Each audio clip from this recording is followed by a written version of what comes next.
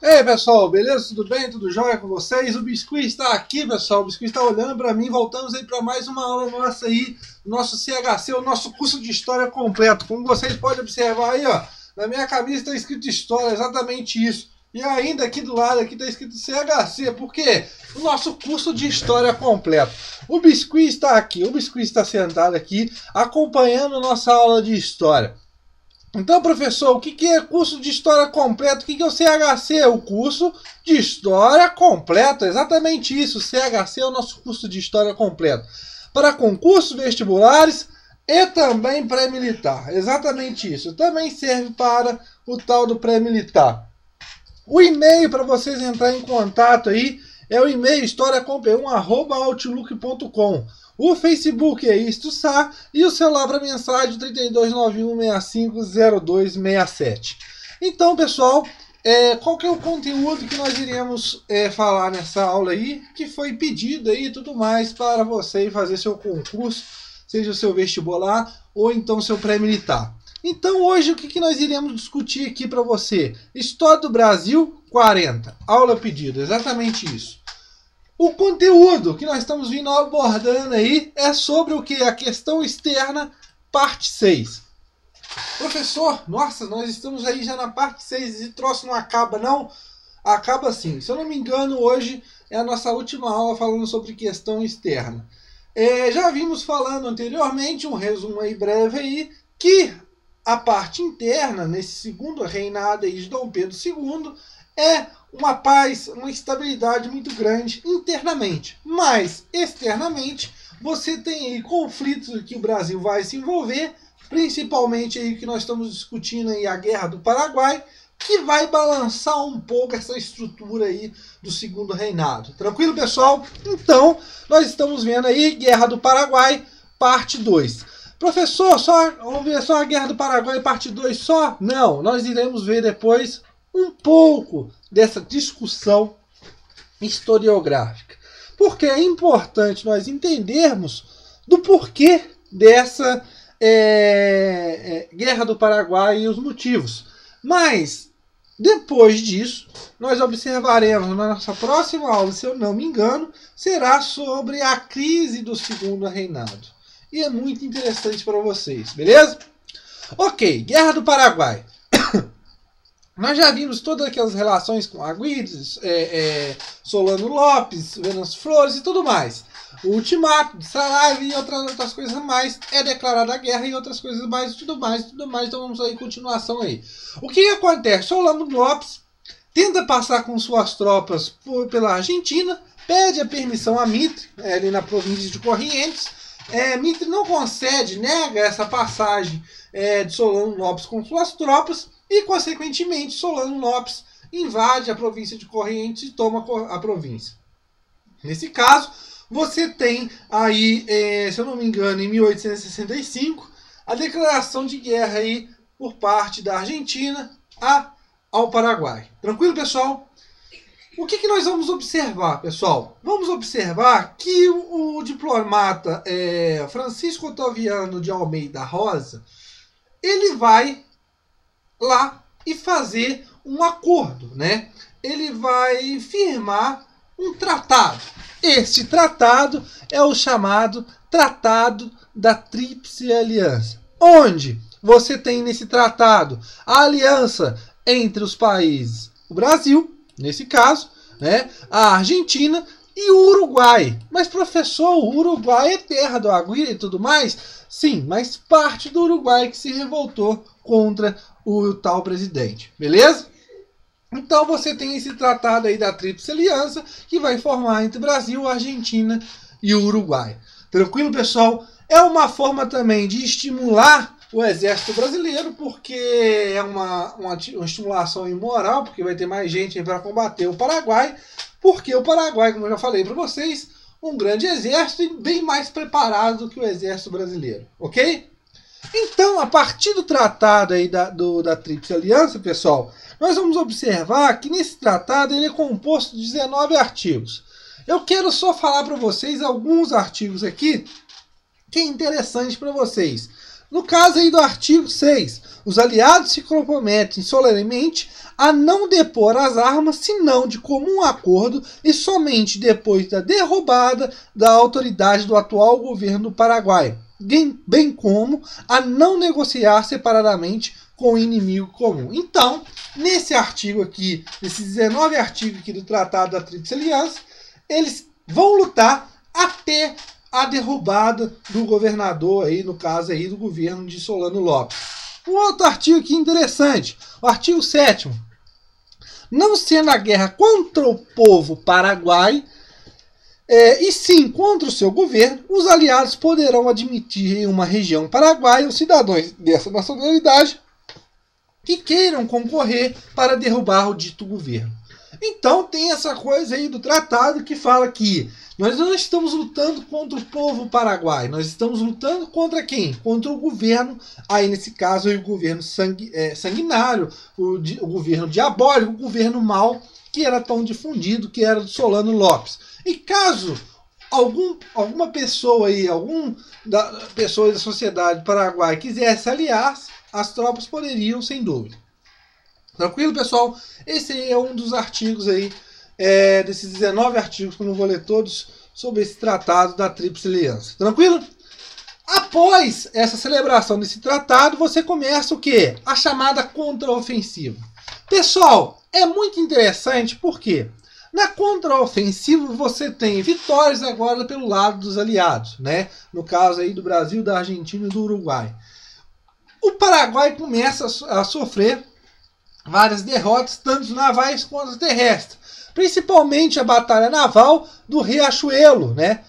Tão famosa aí que falam e tudo mais, no dia 11/11 de 1865, né? No 11 aí de novembro. E é uma batalha muito decisiva. Por quê, pessoal?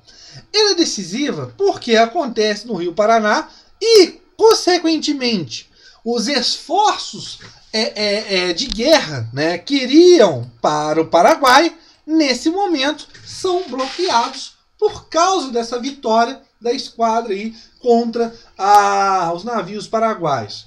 Nesse caso, é muito interessante você ter o domínio fluvial. Por quê?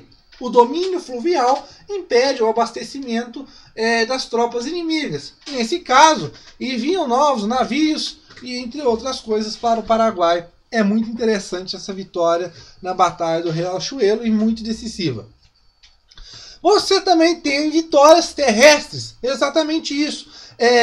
No Rio Grande do Sul, com Osório, né, ele consegue vencer as tropas e avança sobre o Paraguai, né? E esse avanço vai até o Paraguai e lá você tem a chamada Batalha de Tuiuti, em 1866. Tranquilo, pessoal? Uma coisa interessante, pessoal, é o interesse inglês. Nós vamos discutir isso quando nós estivermos falando aí do caso aí da discussão historiográfica e tudo mais. Mas é muito interessante porque os interesses ingleses estavam em jogo nesse momento. Guerras no Prata, né, na região do Prata ali, era, vamos dizer, um entrave para os ingleses de comercializar os seus produtos nos mercados daqueles países ali que estavam em conflito. Por quê? Os ingleses não poderiam passar com navio, aquelas coisas e tudo mais. Então, você tem uma iniciativa por parte da Inglaterra de até formar um tratado aí de paz, mas só que não é aceito por Caxias, né, por Duque de Caxias, que está aí agora em frente aí das tropas. Mas você tenta aí uma forma da Inglaterra diminuir, acabar aí, fim aí a essa tal Guerra do Paraguai. Tranquilo, pessoal? A partir de 1868, você tem uma série de vitórias, né, as chamadas dezembradas, que acontecem em Tororó e no Havaí, e essas vitórias ocorrem, né, por parte dos aliados até a tomada do Forte de Humaitá, que o Forte de Humaitá defendia a entrada para a cidade de Assunção. E a cidade de Assunção, após a queda do Forte de Humaitá, é invadida em 5 de janeiro de 1869. E o que acontece nesse momento? A guerra acaba por aí? Não, né? Em parte sim, porque agora o Paraguai estava invadido, sua capital tomada e tudo mais. Mas só que Solano Lopes se recusa a se render, né? E começa a fugir e começa a lá se resistir por modos de guerrilhas, né?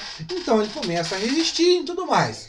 E essa resistência de Solano Lopes vai até as Cordilheiras, né? Aonde você tem uma campanha formada, a campanha das Cordilheiras, que vai ser liderada pelo Cândido Edu, né? Que era o genro aí de Dom Pedro II. Solano Lopes é vencido, ele continua fugindo, né? Ele continua empreendendo a sua fuga até chegar ao Cerro Corá, aonde ele é morto, né? Em 1 de março de 1870. E nesse caso, dá-se fim aí a Solano Lopes, ele vai para a cidade de Pejum. Pessoal, o que nós vamos observar nesse momento? Essa guerra ia prorrogada aí por mais de 6 anos, aí, né? Ia de 1864 a 1870 aí, com a morte aí de Solano Lopes. Quando o cara estava vivo, o que acontece? Nós temos que perseguir o cara de qualquer jeito. O fim da Guerra do Paraguai. O que isso traz para o Paraguai? O Paraguai sai arrasado. Muito arrasado. Tanto na parte aí da sua população, né, por causa das mortes, quanto também na sua parte econômica. A sua economia é totalmente arrasada e o Paraguai torna-se a voltar aí de exportações de outros produtos aí que não tem muito peso econômico. Mas, principalmente, o Paraguai sai arrasado economicamente. Ele sai com a sua economia totalmente arruinada. Claro que pedaços seriam partilhados entre ainda mais a perda territorial do Paraguai para o Brasil e a Argentina, mas, principalmente, a sua economia é arrasada. E nesse momento, pessoal, é que nós vamos observar essa discussão. Por quê? Essa historinha da guerra, né, essa novela e tudo mais, já foi contada. Mas nós temos que entender o que estava por trás dessa guerra aí do Paraguai e tudo mais. O que nós temos que entender, pessoal? Nós temos que entender que do fim do conflito, aí, do fim da Guerra do Paraguai, até aí 1950, nós vamos ter uma visão. E a partir de 1950, nós vamos ter outra visão e tudo mais. Essas visões eu dividi aí para vocês, uma visão tradicional e uma outra visão que é uma visão... deixa o negócio aqui parado de coisa aqui que não está respondendo. E outra é a visão revisionista. Pessoal, é interessante porque a visão tradicional, como eu já falei para vocês, vai do fim do conflito, fim da Guerra do Paraguai, até 1950. O que acontece nessa visão, pessoal? É uma visão tradicional e muito imbuída, né? E muito recheada de traços patrióticos. Ou seja, nessa visão tradicional, se vê a guerra como um fato heróico, como um fato em uma proeza militar brasileira. Ou seja, é vista, né, é relembrada, é discutida e muito os feitos heróicos, né? É relembrada que os caras, né, o Duque de Caxias, o Almirante Tamandaré, o General Osório e, nesse caso, os vilões. Nesse caso, quem? Solano Lopes. Então, pessoal, nós temos que observar aqui, nessa visão tradicional, você observa os feitos heróicos, ou seja, os traços patrióticos, os feitos militares dentro da Guerra do Paraguai. E nesse caso, você tem quem? Solano Lopes, como o cara, o sanguinário, né? O malvado, o demônio da história que tem que ser de qualquer jeito derrubado do governo. Como nós já vimos no começo aí da Guerra do Paraguai, no nosso vídeo, na nossa primeira aula, nós vimos que vários meios de comunicação, revistas, nesse caso aí do Brasil, difundiam essa ideia de Solano Lopes ser aquele cara, o terrível, né? Que teria que ser derrubado. E qual que é o papel, nesse caso, do Império Brasileiro? É o quê? Derrubar o sanguinário Solano Lopes através de quem? dos seus heróis. Então, até 1950, nós temos essa visão tradicional, né? Nós observamos os feitos históricos, né? Os feitos heróicos dos mártires aí, né? O Caxias, o Tamandaré, o Osório e tudo mais. Mas, a partir de 1960, aí, devido a uma crítica marxista, né, você vê historiadores como o argentino León Palmer e o jornalista, nesse caso, Júlio José Chavinato, aonde eles vão levar a uma visão mais crítica. Vão tentar ver a Guerra do Paraguai com outros olhos, sem ter essa veia aí tradicional, essa coisa aí dos vínculos patrióticos, né? Então é uma visão mais crítica, aonde observa-se que o Paraguai, antes da guerra, é uma república próspera. Exatamente isso, pessoal. Como eu já falei para vocês, Solano Lopes, como seu pai anteriormente, ele tenta, como eu posso dizer, ele visa a modernização do Paraguai. O Solano Lopes vai para a Europa, lá ele vê muitas coisas novas e tudo mais, e traz para o Paraguai. E nesse caso, ele tenta modernizar o Paraguai. Ou seja, é um país próspero, tanto economicamente, na sua área industrial, desenvolvido industrialmente, nesse caso aí, não se equiparando aí a uma Inglaterra da vida, mas tem um desenvolvimento industrial e também é autossuficiente aos produtos estrangeiros. É muito interessante, pessoal, porque nesse caso aqui, essa autossuficiência, eles não precisariam de quê? Dos produtos ingleses. Ok. E também não tinha aí uma aristocracia rural, ou seja, os seus camponeses, eles poderiam ter posse de minifúndios, né? De terras, diferentemente do Brasil, que essa terra estava não na mão do Estado, mas sim na mão de uma aristocracia rural. Então, você vê a diferença entre Brasil e Argentina. No caso aí da autossuficiência, né, você observa que o Brasil e a Argentina continuavam independentes dos produtos ingleses. Eles eram vinculados e muito com a Inglaterra economicamente. Nesse caso, você observa o Paraguai próspero, com um desenvolvimento industrial, mas autossuficiente, não dependendo desses produtos estrangeiros. E no caso aí das terras, você observa que as terras no Brasil, eles pertencem a quem? A aristocracia rural, o pessoal, os donos de fazendas e tudo mais. E no caso do Paraguai, pertence a quem? Ao Estado. Então há uma diferença muito grande entre Brasil, Argentina e Paraguai. Tranquilo, pessoal? E nesse caso, o Brasil e a Argentina são feitos de fantoches, vamos dizer aí, de marionetes, pelos interesses ingleses. Ou seja, essa prosperidade paraguaia está afetando os interesses ingleses. Então, nesse caso, há um incentivo da Inglaterra, da coroa britânica, de incentivar esses países, nesse caso o Brasil e a Argentina, entrar em conflito contra o Paraguai. Por quê? Está afetando. O Paraguai é um obstáculo para o imperialismo britânico na América do Sul, nesse caso aí, na região do Prata. Então, Brasil e Argentina são usados para quê?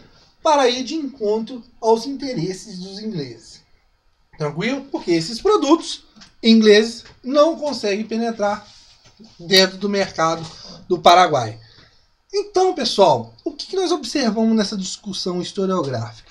A Guerra do Paraguai surgiu várias coisas ruins e tudo mais, sim, mortes e tudo mais, mas o Paraguai saiu muito prejudicado.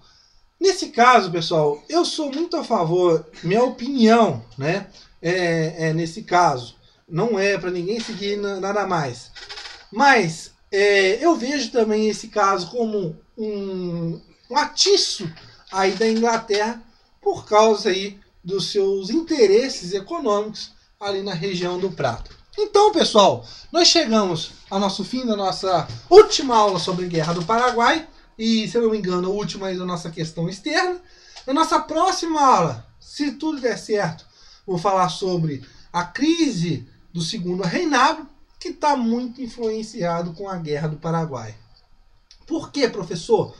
Isso nós vamos ver na nossa próxima aula. Mas eu adianto muito. Essa visão desses soldados que vão lutar na Guerra do Paraguai, vão estar ali na linha de frente e vão ficar aí muito revoltados, porque o pessoal aí, que os riquinhos, os patricinhos e tudo mais, estão lá no Brasil do bom e melhor, recolhendo aí até algumas lucratividades, e ainda mais, o Brasil entra ainda numa grande, como que eu posso dizer, o Brasil entra numa grande dívida com a Inglaterra e por pedir empréstimos aos bancos ingleses.